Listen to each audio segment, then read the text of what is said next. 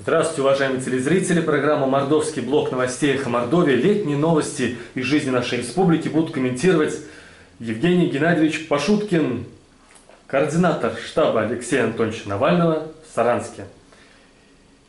Да. И Александр Иванович Лютов, координатор движения в защиту прав избирателей «Голос» в Республике Мордовия, член Мордовского регионального совета Российской общественной организации «Открытая Россия». Да? Да. Ну, у нас девиз Петр Николаевич Тултаев: пока мы будем безучастными, мало что изменится, и мы под песней не безучастны. Вот недавно у нас в Саранске происходили обыски у членов штаба Алексея Навального в Саранске. Вот расскажите, пожалуйста. Обыски длились, в общем-то, 3 дня. С перерывом в 1 день. Значит, первый день, 10 сентября, они пришли к сотруднику, то есть к моему заместителю Игорю Рогову, к его родителям, вернее, потому что на той квартире он был прописан. Пришли, ну там ничего. Сколько? В 6 утра. Они всегда приходят в 6 утра, можно было бы раньше, можно было бы ночью, они приходили бы ночью. Там ничего из его вещей-то, в общем-то, не было, поэтому искать там было нечего. Там не было ни системника, ни компьютеров, то есть он там не живет, никаких его вещей там нет. После этого там во дворе девушка Игоря, она пыталась, уже после окончания следственных действий, когда уже никто не имел права запрещать видеосъемку, она пыталась снять одного из оперативников, оперативника центра Е, Алексея, нашего любимого Голова. Он толкнул ее, запрещал видеосъемку, угрожал судом, если выложит его изображение в интернет. Ну, мы все дружно, естественно, выложили. В суд он пока не подал и не подаст, потому что запрет был незаконным. Ну да ладно. Через сутки, то есть 12 получается, сентября, они пришли в 6 утра ко мне домой. Мы сейчас временно проживаем только в одной квартире с родителями, потому что у меня ремонт в квартире. В квартиру они попали обманом, сказали, что задели машину во дворе. Меня, то есть, вытащили из постели в 6 утра также, сразу же собрали все телефоны, упаковали в так называемую сумку Фарадея, такая сумка, которая не пропускает никакие сигналы, чтобы никто не мог позвонить. И начали просто все вытряхивать из ящиков. Что искали, они особо-то и не представляли. То есть просто начали все вытряхивать, все перебирать, читать все документы, смотреть личные фотографии, листать. Забавный такой момент был, там книжка у меня есть, она подписана, мне ее друзья подписали. Вот он так все страницы пролистал на предмет, есть ли там деньги, и так задержался, читал всю вот эту переписку, которая на первой странице была. Ну, в общем-то, навели бардак, развели грязь, ничего не нашли. И, в общем-то, смотались. Дали вызов в Следственный комитет на допрос. В этот день я пришел чуть позже как раз. Я им сразу сказал: готовьте бланк по 51 статье, потому что никаких показаний вам я давать не намерен. Они подготовили, чтобы не тратить ни мое, я говорю, не ваше время. Я пришел, подписал, то есть отказался от всех показаний, и мне предлагают: позвони Рогову, скажи, чтобы он тоже пришел. Хорошо, говорю, я позвоню, но я вам ничего не гарантирую. Я ему набрал, говорю: ты не хочешь прийти по 51-й, дать объяснение, показания? Он говорит: нет, говорит, не хочу. Ну ладно, говорю, не хочешь, так не хочешь. Потом повестку дадут, придешь. Следователю это явно не понравилось. Там вот у меня, который обыск проводил, это Филимонов, второго я не знаю, как зовут. Он говорит, типа, ты же его директор. В смысле ты спрашиваешь у него? Скажи ему, что надо. В смысле надо? Кому надо? Вам надо? Это в мои полномочия не входит. Это может быть у вас так принято, что вам начальник скажет прыгать на задних лапках, вы прыгаете. Это в мои обязательства входит руководить работой, а не говорить ему, что ему надо. Прийти там к следаку и дать показания. Тогда он сказал следующее. Тогда, говорит, мы его притащим за шкирку, а потом он будет орать, что его притащили за шкирку. То есть вы сами нас провоцируете. То есть, в смысле, а почему вы его за шкирку притащите? Давайте ему повестку, он придет. Ладно, он вышел, дальше он следом заходит и говорит: дай мне номер Рогова, я сам ему позвоню. Я не дам вам его номер без его разрешения. Тут он просто начал ругаться матом. Я у него спрашиваю, ты что матом ругаешься, ты кто вообще? Покажи удостоверение, представься, и он начинает просто от меня убегать, захлопывать дверь за собой. Ладно, в общем, дал показания по 51 статье, и на следующий день они пришли домой к Рогову, подкараулили его около подъезда, сразу же отобрали у него телефон и полезли к нему в машину.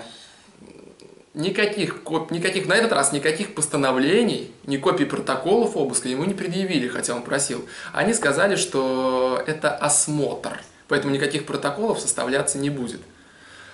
Если вдруг зрители не знают, то осмотр – это такое действие, такой процесс, он включает в себя визуальный осмотр, исключительно визуальный. Они даже в салон имеют право заглядывать только с разрешения хозяина автомобиля. Тем не менее, они вывернули и бардачок, и багажник, они всю машину перевернули вверх дном и украли оттуда ноутбук. Вот именно украли, потому что если бы они его изъяли, был бы протокол изъятия. Никаких протоколов нет, потому что это визуальный осмотр. Получается, ноутбук просто украден. Когда они все разошлись, оперуполномоченный Романов некий вернул Игорю телефон, и тот его пытался включить, чтобы сфотографировать номера автомобиля этого Романова. Тот не растерялся, проехал ему по ногам, Игорь упал, тот вышел из машины, поднял его за воротник, бросил на забор, снова забрав, телефон упал, разбился, он снова поднял этот телефон, сел в свою машину, проехал метров 10, выбросил телефон из окна и умотал просто с места ДТП. Преступлений. С места преступления даже, да. То есть вот так у нас проходили обыски. Мне, кстати, тоже телефон испортили, пока он был вне моего внимания. То ли они его уронили, то ли они что-то пытались закачать туда, какое-то вредоносное ПО. Но телефон начал после этого вести себя странно, виснуть, перезагружаться самопроизвольно, и в итоге под вечер перестал включаться. Во время обыска сотрудники, производившие вот это, они что объясняли, почему они к вам пришли? По делу ФБК об отмывании денег. Кто им поручил? Не говорили? Они не скрывали, они сказали, пришла указка из Москвы, мы просто отрабатываем, что, говорит, вы на нас злитесь. Это просто наша работа. На что я им заметил, что у гестапо тоже была просто работа, однако всех перевешали и никого не оправдали. Спасибо, Евгений Геннадьевич. Вот выборы у нас были 8-го, настолько честные, насколько у нас общество хоть готово заниматься наблюдениями, поддержкой независимых СМИ, финансированием независимых СМИ, финансированием наблюдателей, финансированием политических организаций, которые готовы участвовать в выборах. Так как у нас общество ничего не финансирует, есть только вот такие люди, Александр Иванович, которые, как вы, тратят свое время и рискуют своей карьерой, судьбой для того, чтобы вот эти ценности выборов и честных выборов продвигать у нас в Мордовии. Запутался у меня длинная конструкция. В общем, кто нас избирался, Александр Иванович, в Мордовии 8 сентября, и как вы проводили подготовку наблюдателей, и что вы им советовали, как находить фальсификаторов? Ну, в Мордовии у нас выборы были во всех районах, кроме Саранска. У нас были муниципальные выборы, были довыборы в муниципальное образование и были выборы вновь образованное муниципальное образование. То есть у нас опять порезали муниципальное образование на части и пришлось новые собрания делать. Также в некоторых районах были референдумы по самообложению. В этот раз мы в Мордовии не наблюдали. Нас попросили наблюдатели Петербурга провести видеонаблюдение удаленно через IP-камеры, которые установлены на каждом участке в Санкт-Петербурге, провести наблюдение на их участках. Вот. У меня с Евгением, здесь мы в штабе, в общем, мы собрали группу активистов, и мы здесь проводили наблюдение в Санкт-Петербурге. Собственно, до самого единого дня голосования мы неоднократно проводили лекции по обучению наблюдателей, видеонаблюдателей, методы противодействия каким-то фальсификациям. На самом деле, главный метод противодействия фальсификациям на выборах – это дать понять комиссии, избирательный, то, что за ними следят. Неважно, это наблюдатель на участке, либо это наблюдатель удаленный где-то, может даже в другом регионе, как в нашем случае.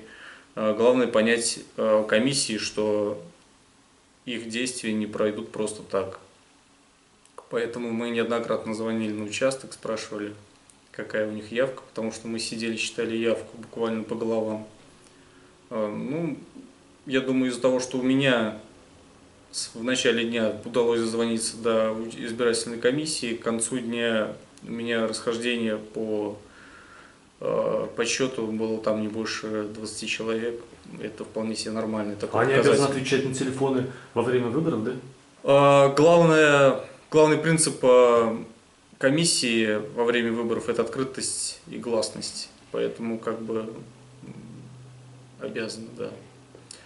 Поэтому мы им неоднократно звонили. Также во время начала подсчетов, после 8 часов вечера, у них был нарушен порядок проведения подсчета, а именно были не погашены бюллетени, в моем участке, по крайней мере.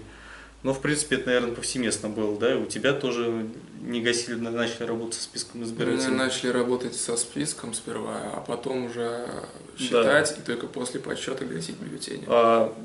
Просто если зрители не знают, основной вот такой признак фальсификации – это когда начинают работать со списками избирателей, когда начинают считать, сколько людей проголосовало, вот, и не гасить бюллетени. Если бюллетени не погасить, то можно потом из этой пачки непогашенных бюллетеней изъять часть бюллетеней, которые были, допустим, вброшены во время дня голосования. Поэтому первым делом гасятся бюллетени именно для избежания вот этой фальсификации.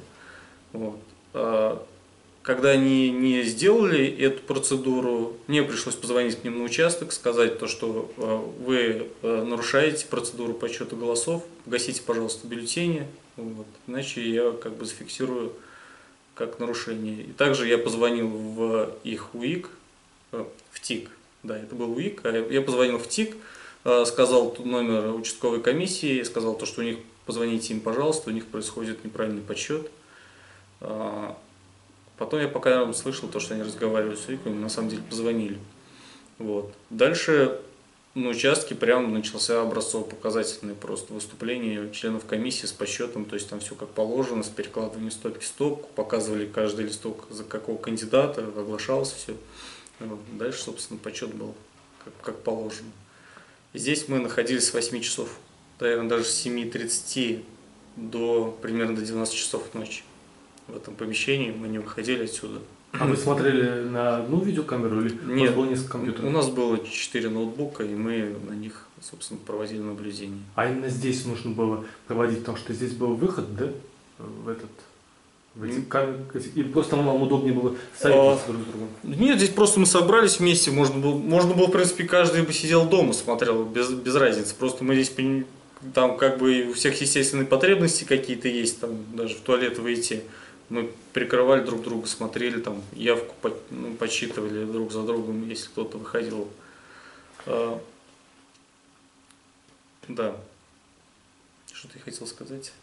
Вспоминайте, ну вообще, почему, мне кажется, у нас нет честных выборов в России? Потому что таких, как вы, единицы, а большинство таких, как я, которым или лень, или как бы страшно, или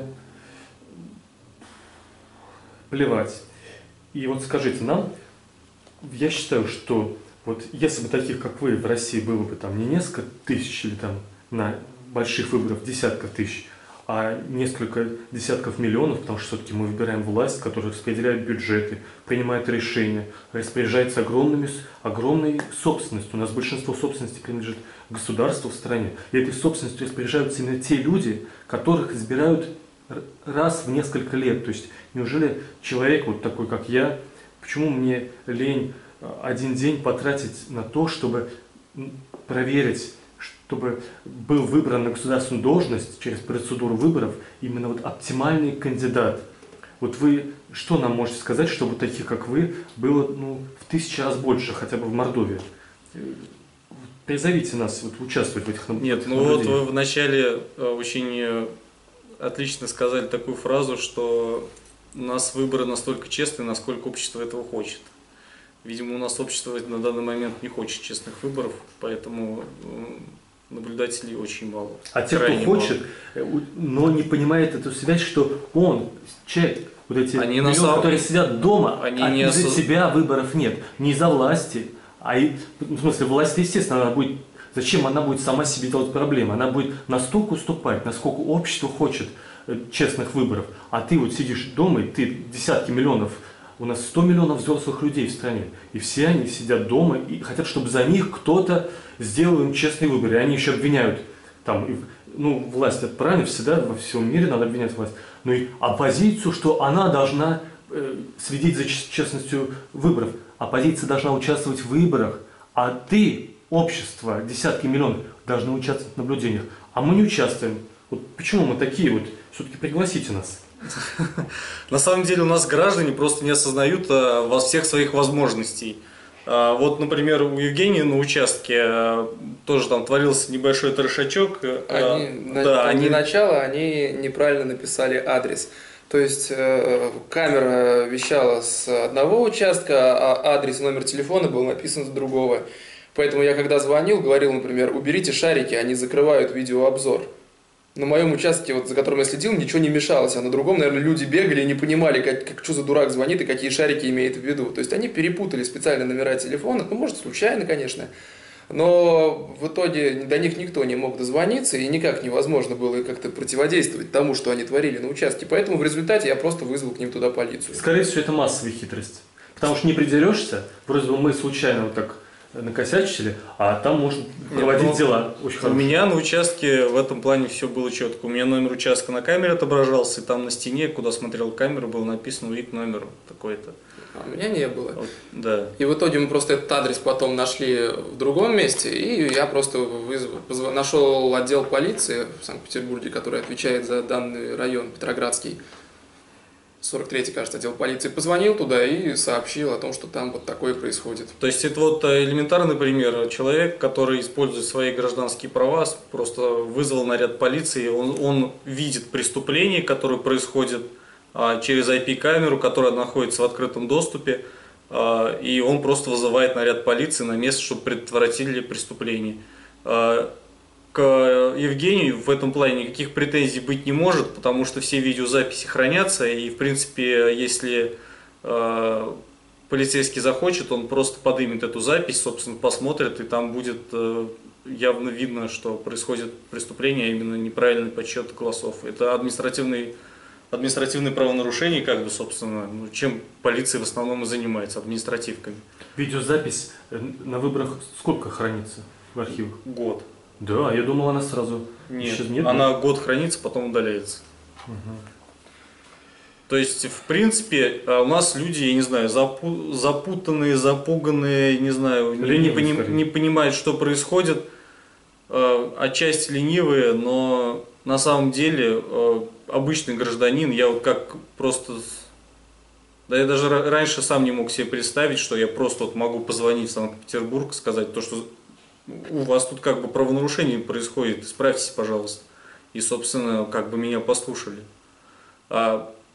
Все это паноптикум, такая тюрьма, где несколько надзирателей может видеть абсолютно всех заключенных. Просто в данном случае заключенные не знают, что за ними следят, и нужно просто им сообщить.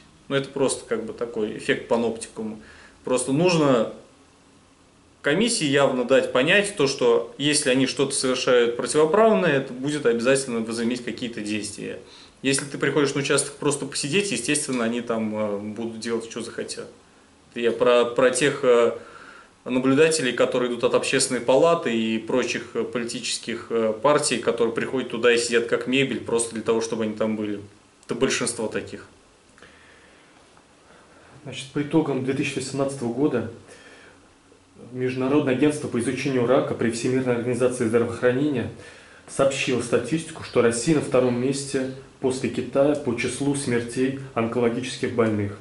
И тоже по итогам 2018 года Минздрав России сообщил, что Мордовия после Курской области на втором месте по распространенности злокачественных новообразований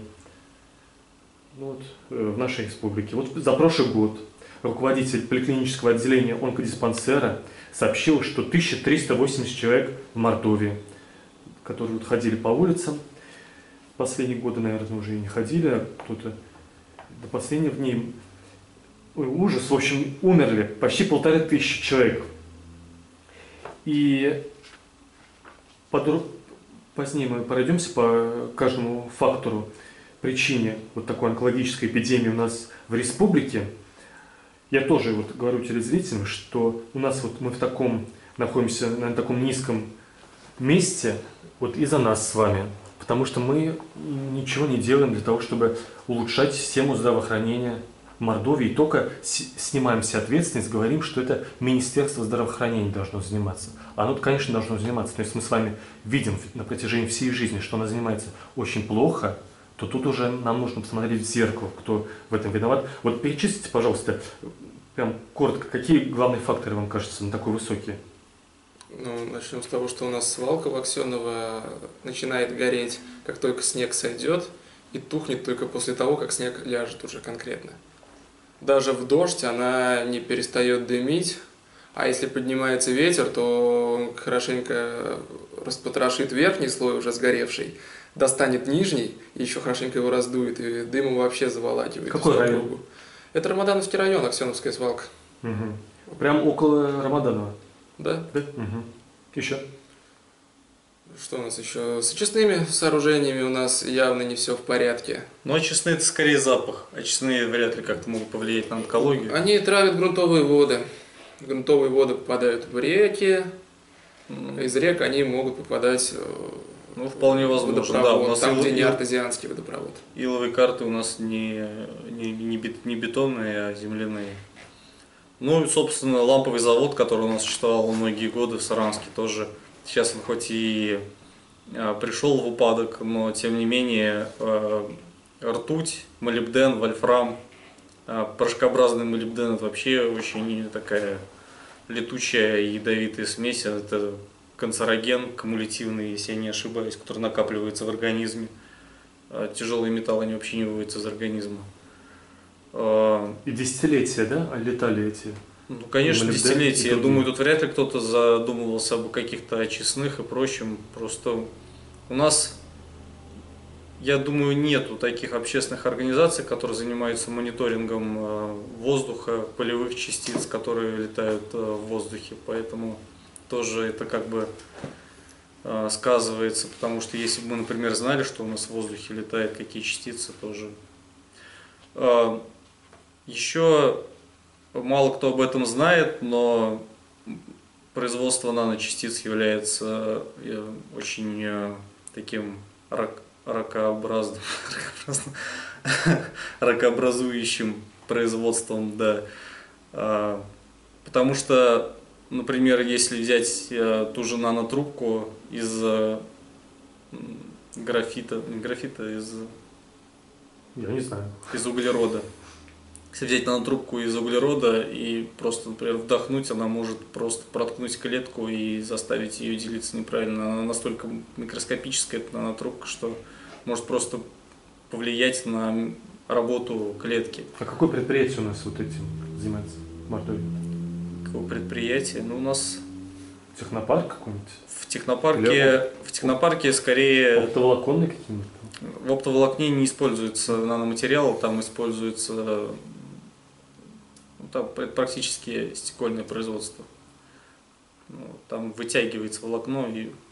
А нанотехнологиями у нас... Или в смысле этого на будущее, что нежелательно у нас... Нанотехнологиями у нас занимается именно технопарк, но он занимается их, точнее, не производством, а скорее освоением производства, то есть на будущее. То есть не промышленный масштаб, а вот какие-то... Да, именно лабораторные такие вещи. Еще что в голову приходит? Стекло, стекольное производство. Тоже у них довольно-таки большой процент рака, насколько я знаю. Сейчас все, я с вами согласен, тоже мы сейчас пройдемся. Вот первое, хочу сказать, ведь много фальсификаций. Вот одна газета, известная вам, значит, она публиковала сведения, что прокуратура выявила 4500 за год как бы, правонарушений заключающихся в искажении сведений о преступлении. И медицинские эксперты говорят, что раковые заболевания, их как бы отчетность, она очень сильно фальсифицируется, перечисляются много примеров. И как вам кажется, вот насколько это важно вообще сначала наладить честную статистику для того, чтобы понимать, с чем именно надо бороться? Такой теоретический вопрос. У нас с фальсификациями в Мордовии все нормально, фальсифицируют как надо, все подряд, от выборов до статистики. А вот как вам кажется, а медицинскую статистику в Мордовии фальсифицируют или наоборот? Вообще слово фальсификация, если оно где-то присутствует, фигурирует в в каком-то деле, административном либо уголовном, это нужно наказывать, просто вот выжигать каленым железом на этом человеке слово фальсификатор, если он этим занимается, потому что это искажает все. Это, во-первых, приводит к тому, что просто общество об этом не знает, приводит к тому, что на регион не выделяются какие-то квоты по лекарствам и прочему, и это очень негативно сказывается вообще просто в принципе на всем. То есть я говорю, нужно просто фальсификаторов, их нужно клеймить и... Ну, тут все это, обе ноги растут из одной задницы, я думаю. И сама вот эта вот ужасная ситуация с вот этим вот загрязнением, с очистным, вот совсем, просто совсем. У нас потому что, ну куда ни клюнь, везде что-то происходит не так. И фальсификации то же самое. Ну, надо просто за ниточку тянуть и смотреть, куда она ведет. Ну а куда она ведет, всем понятно. Она ведет в федеральный центр, в Москву, в Кремль и к каким-то жуликам, которые там засели. То есть, если бороться вот с этим вот всем... Со следствием. Да, но это получается борьба со следствием. Да, с этим надо все равно бороться. Потому что, ну, если ты не будешь бороться с загрязнением окружающей среды, то ты просто не доживешь до того, чтобы там вытащить этих жуликов за ноги из Кремля. До этого момента ты просто не доживешь, поэтому с этим тоже надо. Но не надо думать, что можно наладить ситуацию на месте, как-то не решив проблему вот с федеральным центром. Да. А вот, знаете, вот тут сейчас у меня новость. Давайте себя переломим и похвалим все-таки, если есть за что. Вот все-таки к вам прислушивается городская власть.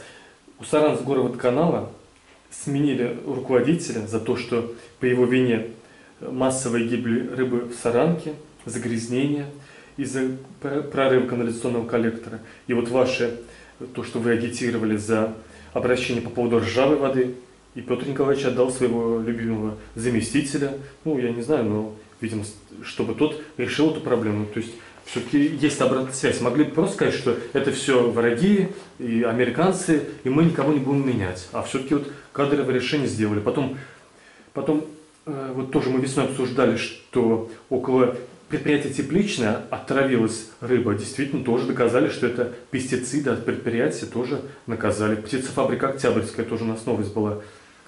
Отравились на поминках мясом, купленных в их магазинах. Выявили в магазине в Комсомольском кишечную палочку, и в Саранске на улице Косарева, 41, тоже оштрафовали птицефабрику Октябрьская. То есть, видите, в чем-то они стараются учесть недостатки и исправить. Да? Могут не благодарить. Всегда, пожалуйста, Петр Николаевич. Нет, это вообще было бы Но очень могли бы странно. вообще ничего не сделать. Могли просто... Нет, но они же не занять. хотят, чтобы их с факелами на вилах вынесли, правильно? Они же хоть как-то шевелятся. Ведь, это уж не совсем уж не люди. Но в советское время ведь все это было, и речка была грязная, и рыба дохла массово. Ничего на вилы не вынесли. Зато были бесплатные квартиры и самое вкусное в мире мороженое. Так она была у единиц. Квартира-то у единиц была. Нет, сейчас говорят, что у всех были квартиры, и у всех там был мороженопровод прям туда, прям в И квартиру. колбаса по 2,20, которая продавалась только в Москве. Только в Москве. И да. водка по 3,62. Да, за которые дрались в очередях. Ну, Нет, на самом деле это ничего удивительного. Ну, как бы они работать-то, в принципе, должны хоть что-то делать, поэтому, вот, общественность сказала свое веское слово, поэтому они как-то ответили на это. То есть, да, спасибо за то, что ответили. И можете нас не благодарить, что мы вам сказали. Следующее. лекарства. Вот у нас прокуратура Мордовии выявила в Краснослободской аптеке, в Дубенской больнице нарушения по хранению лекарств и по снабжению льготных категорий. Как вам кажется, вот насколько, естественно, мы не знаем, но может Александр знает, насколько у нас в Мордовии вот онкобольных лекарствами вот, обеспечены все? Вот про это вот ничего не могу сказать. А ну, по другим болезням вообще у нас как с лекарствами в Мордовии? Как вам У кажется? меня есть знакомый, у которого сахарный диабет, и он говорит то, что очень плохо все. Трудно найти лекарства, да? Многие которые- диабетики не могли получать инсулин в аптеках бесплатно и вынуждены были покупать его просто за свой счет, чтобы выжить. Дефицит, да, мордовских аптек? Да, с лекарствами у нас печально все, но в принципе, ну а чего еще ждать? Регион бедный, загнан в долги Москвой. Вот смотрите, такой вопрос, такой сложный. Можно отвечать только на последнюю часть. Ну, как хотите. Был у нас мероприятие спортивное, постоянно происходит, и потом через несколько лет уголовные суды международные выявляют, что люди коррумпированы, международные чиновники, нашими, вот какими-то нашими и соотечественниками за сокрытие положительных допинг-проб российских спортсменов. И вот был Родченков, он Русаду возглавлял, российское антидопинговое, и с заместителем сбежал в Америку и дал показания, чтобы его не постигла судьба двух людей, которых в феврале отравили, руководителей российского антидопингового агентства. И вот Родченков, видимо, из-за страха дал признательные показания и теперь будет скрываться до конца света.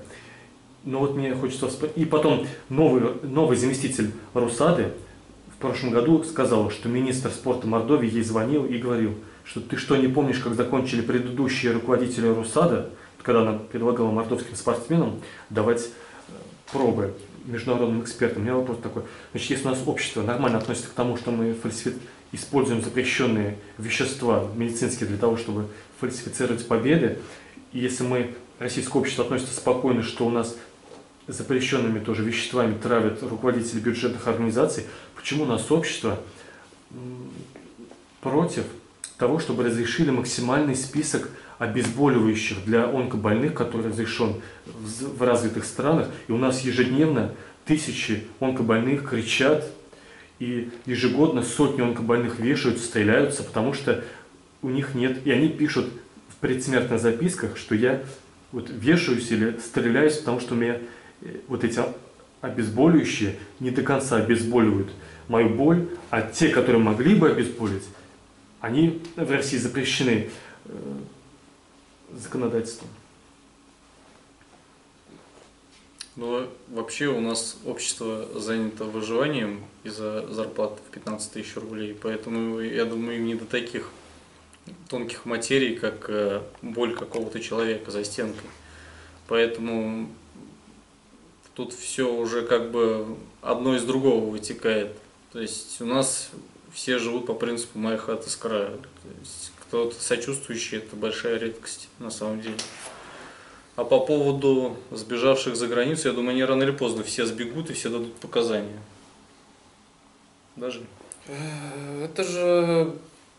Я считаю, обычная практика у них. Во-первых, ну да, у нас у власти находится обычная бандитская группировка, которая вот в 90-е там была какая-то борьба между бандитами. Вот самые хитрые, умные, подлые, они либо убили, либо пересажали всех остальных и сейчас сели у власти. А у бандитов, у них один метод расправы над теми, кто от них ушел. Это убийство. Отравить, зарезать, неважно. Поэтому, естественно... Но в Америке вроде бы те, кто сбегают в Америку, они в безопасности. Ну, Там там спецслужбы. В еще- Англии, в их- Европе это, пожалуйста. А в Америке все-таки мы боимся там убивать. Поэтому я думаю, нормально все, доживет. Потому что, наверное, вопрос в ядерном потенциале. Я думаю, вопрос не в ядерном потенциале, а в домах где-нибудь во Флориде, тех чиновников, которые у нас живут. Да и в Лондоне много домов Тут не, наших. тут не в этом дело. В Лондоне. Просто у американцев у них другие рычаги давления, чем у Лондона. Если они вдруг, представляешь, если пройдет спецоперация и выявит, что это российские какие-то агенты на территории США произвели практически террористический акт по убийству какого-то человека, находящегося под защитой спецслужб, то это будет расценено практически как объявление войны. Тут как минимум будут санкции такие, что они свои дома, свои счета и ничего никогда больше не увидят. Ну, мы прерывали полет Евгения. Ну, в общем-то, да. Все верно, я думаю, Александр говорит. А по поводу того, что наше общество против, я, наверное, сейчас буду какую-то неприятную такую вещь говорить, но наше общество против – это слишком хороший отзыв о нашем обществе. Оно не против, не за. Наше общество, оно аморфное. Его надрессировали, чтобы оно было вот таким вот, занято вот именно своим собственным выживанием. И оно не задается вопросом, почему оно живет на 15 тысяч, кто в этом виноват. Нет, они вместо этого пытаются реально как-то вот сделать получше себе. Они не могут объединяться. Они, не знаю, в общем... Я думаю, что что-то начнет у нас меняться только после того, как сменится одно-два поколения, когда вот уйдут те люди, которые выдрессированы вот этой беспомощности, которых надрессировала советская власть, когда сменятся люди, которые не помнят, когда придут люди, которые не помнят вот этого страха, которые его не видели, вот может быть они начнут что-то менять. А вот наше сейчас общество, оно похоже на что-то такое, на аморфную массу. И это, мне кажется, не только России, касается вообще всех постсоветских стран. Нет, не всех постсоветских. У нас есть страны Балтии, например. Нет, страны Балтии, они, не знаю, они себя никогда не ассоциировали с советской Ну да, они... У них всегда там какая-то борьба происходила. Дело даже не в этом. Вот есть весьма известный канал Криосан, и буквально вот на днях вышло видео, где они на детской площадке у себя, это Луганская область, ну знаете, где там война сейчас это идет, они у себя на детской площадке сделали из металлолома и строительной пленки батут для детей. А местные бабушки и дедушки спрашивают, а что такое, а что выборы, а за кого голосовать пойти. То есть вот настолько они дрессированы, что просто как бы люди пришли как бы какой-то жест доброй воли сделать для детей, там какой-то батут собрать, они воспринимают, что это уже как бы опа, а за кого голосовать надо, за кого галочку поставить. То есть вот. Ну, это как вот дети, которых родителям плохо к ним относятся, и они приходят в мир, где кто-то им делает что-то доброе, им удивительно. Наш народ ведь всегда власть там подавляла, и как просто мусор, как там пушечное мясо использовал, как холопов. И, естественно, им тяжело переключаться. Некоторым уже невозможно.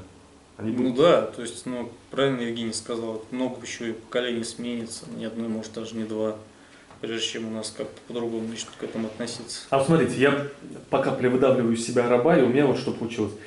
Мне кажется, что надо стараться предлагать свои кандидатуры на занятия вот таких высоких должностей.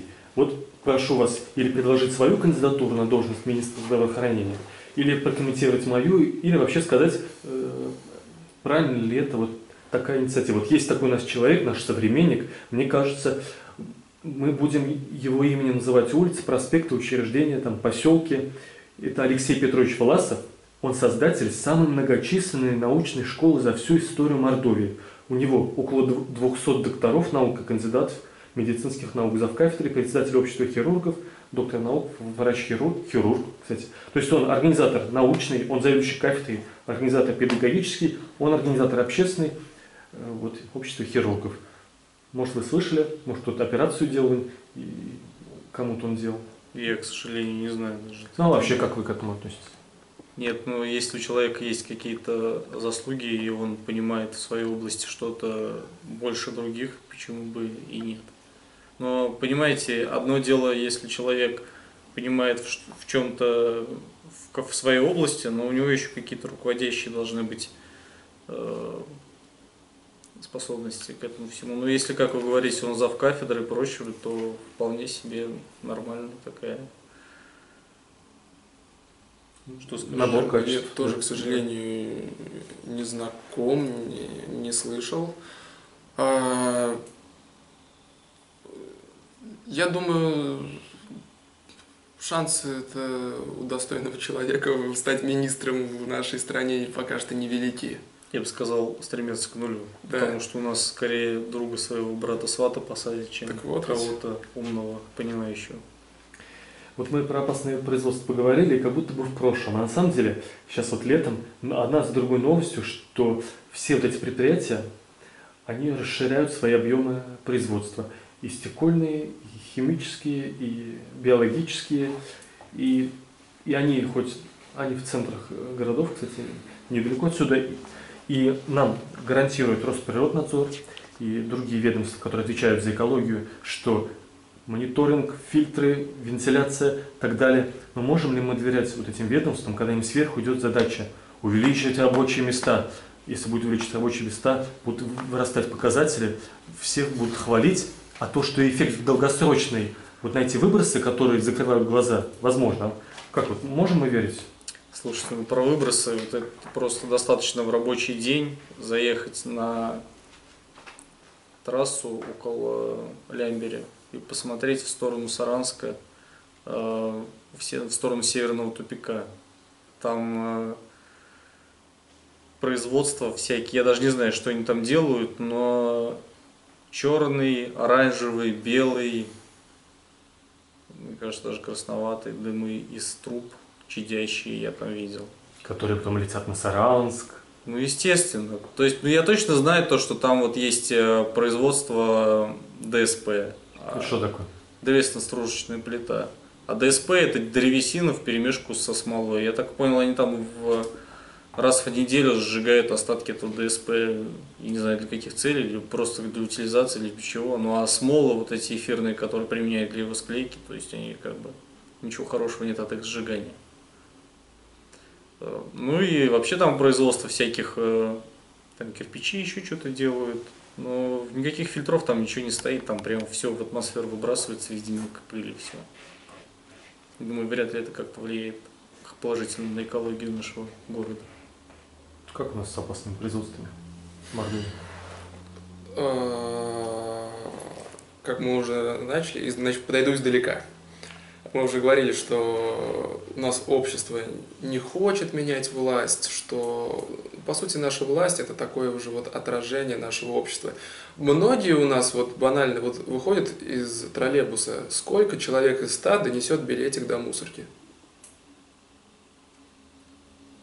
Риторический вопрос, в общем-то. Сколько у нас человек, я не знаю, сортирует мусор? Вот. То есть люди у нас, ну, у них зона комфорта сводится вот ровно до своей квартиры. В своей квартире они не гадят. А как только они выходят на улицу, они какие-то оборотни, они превращаются в каких-то вот... Жень, ну у нас с этим немного получше, чем в других городах. У нас хотя получше только потому, что у нас много мусорок. Да, у нас мусорок очень много. А вот с самосознанием людей у нас так же печально, как и во всей остальной России. Ну да. То есть люди не понимают, они не понимают, зачем я буду ртутную лампочку куда-то тащить, сдавать, мне куда-то везти, рану его в мусорку, и черт с ним. Подумаешь, все же бросают туда. Вот. Эти люди, они, соответственно, им на все плевать, и такие же примерно, как они, только со связями, выбиваются во власть, и точность также относится, только уже не к своему двору, не к своей там улице, не к своему городу, а ко всей стране. То есть к атмосфере, к своей планете, к природе. Поэтому у нас он делает производство. Да плевать он хотел на эти очистные сооружения, на эти фильтра. Какая разница? Ему главное, чтобы бабосики в карман летели, а что там с атмосферой будет? Да к черту она хоть катись. Сибирь главное, большая, чтобы... она все переработает, как говорят, вот, да? Но она сгорела. А куда нужно лампочки сдавать? У нас да, в любой есть супермаркет. Нет, Ну, в любой не в любой супермаркет, а в ленте, например. Там. Я вот не знаю, как сейчас, но И раньше батарейки. под Пролетарским мостом был центр демеркуризации. То есть туда приносили ртутные лампы, и из них специальными установками вакуумными вытягивалась ртуть. Ну, сейчас можно сдать вот, в крупных супермаркетах. Да, сейчас в крупных супермаркетах батарейки и Там прям написано будет на там что? Контейнеры висят. Контейнеры висят, да, батарейки. Внутри супермаркета. Да. Там стоят для батареек, для ртутных ламп. Ой, как хорошо. То есть можно все сдавать туда. И в каких супермаркетах вам известно, что такие? В Леруашке, в Ленте. Да, в Мегастрое. Леруа Мерлен. В Мегастрое я не видел. Есть, я видел. Я сдавал Мегастрое только в Ленту и в Леруа Мерлен. Но я насчет батарейки не очень доверяю. У меня есть большая банка 3-литровая стеклянная, и я туда батарейки складываю. для как сказать, до лучших времен. Потому что что-то я им не очень доверяю, что они прям Я в перерабатывают. 5-литровую баклажку их обычно тоже кидаю, если полный наберется. Ну, Я обычно тащу туда. Пока я только ртутные лампы туда относил. Батарейки у меня тоже. а я ртутную лампу просто, в принципе, не использую. У меня светодиодного. Ну, я тоже сейчас уже не использую. Но А старые светодиодные остались. куда выкидывать? Светодиодные не загрязняют атмосферу. Там кристалл. А стекло вообще куда выбрасывать? Ну, стекло вообще, как бы, это все нужно перерабатывать. У нас нет инфраструктуры. Да, для у нас того, нет чтобы инфраструктуры для перерабатывать переработки. стекло. У нас стоят общий контейнер и контейнер для пластика. А если взять, например, какую-нибудь европейскую страну, вот, например, Варламов снимал ролик про Тампере в Финляндии, там то ли 11, то ли 13 контейнеров. То есть они берут, например, складывают мусор в одно ведро, ну, кроме бытовых отходов, которые гниют, пищевых, то есть органику. Они выходят, органику выбрасывают, а вот то ведро с неорганическими отходами, они прямо около мусорки начинают сортировать. Пластик сюда, стекло сюда, и там вот такой вот ряд огромный с В контейнерами. Японии вообще пластики по видам сортируют. А там они даже доходят до того, что они, например, выпили лимонад, они баклажку помыли, чтобы органику оттуда убрать. В Японии. В Швеции, в Ну и Финляндии, в Японии Норвегии тоже, самое. там тоже моют. Помыли баклажку, закрыли, этикетку оторвали и все рассортировали по разным бачкам. Конец первой части.